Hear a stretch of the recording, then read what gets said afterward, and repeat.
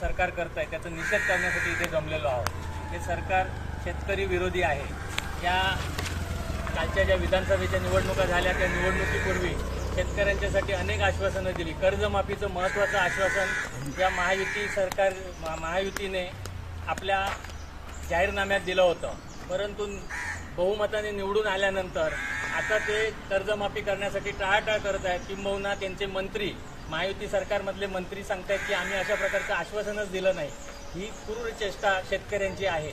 म्हणून आम्ही आज इथे महाराष्ट्र सरकारचा निषेध करतोय आणि कर्जमाफीचं जे आश्वासन दिलं होतं ते या कालपासून सुरू झालेल्या अर्थसंकल्पीय अधिवेशनात ते मंजूर करून कर्जमाफी लवकरात लवकर शेतकऱ्यांना द्यावी अशा प्रकारची आमची मागणी आहे।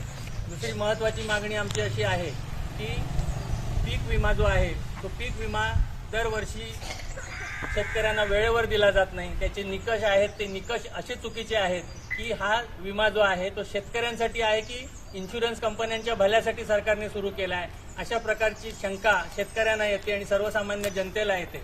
त्यामुळे याचे जे निकष आहेत ते निकष बदलले पाहिजेत। शेतकऱ्यांना वेळेवर विम्याची रक्कम मिळाली पाहिजे।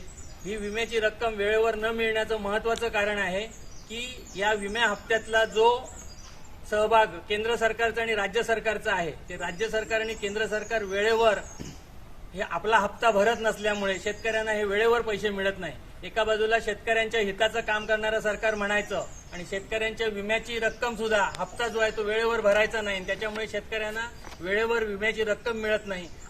असा विरोधाभास म्हणजे तोंडाने सांगायचं एक आणि करायचं दुसरं असं शेतकऱ्यांच्या मुळावर उठणारं हे सरकार जे आहे त्या सरकारचा आम्ही इथे निषेध करतो। पूर्वीच्या काँग्रेस सरकारच्या काळामध्ये शेतकरी जे अवजारं वापरतात, औषधं वापरतात त्याच्यावर जीएसटी नव्हता। आज जीएसटी लावून सरकार हे शेतकऱ्यांना लुटण्याचं काम करत आहे। इथे एका बाजूला शेतकऱ्यांना सांगायचं की आम्ही तुमचा सन्मान करतोय, सन्मान निधी देतोय। सन्मान निधी द्यायचा किती आणि लुटायचं किती? खतांचे रेट किती वाढलेले आहेत। पूर्वी खतांवर सबसिडी दिली जायची, आज खतांवर सबसिडी न देता खतांवर जीएसटी लावला जातोय।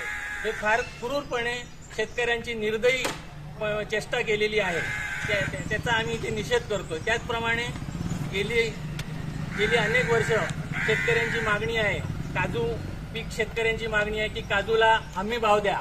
तो काजूला हमी भाव न दिल्यामुळे काजू शेतकरी हा फार अडचणी झालेला आहे। त्याचप्रमाणे आंब्याचा सीझन जेव्हा एप्रिल मे मध्ये आंबा मोठ्या प्रमाणावर येतो तेव्हा कॅनिंगला सुरुवात होते, त्या कॅनिंगला सुद्धा हमी भाव द्या अशी शेतकऱ्यांची मागणी आहे।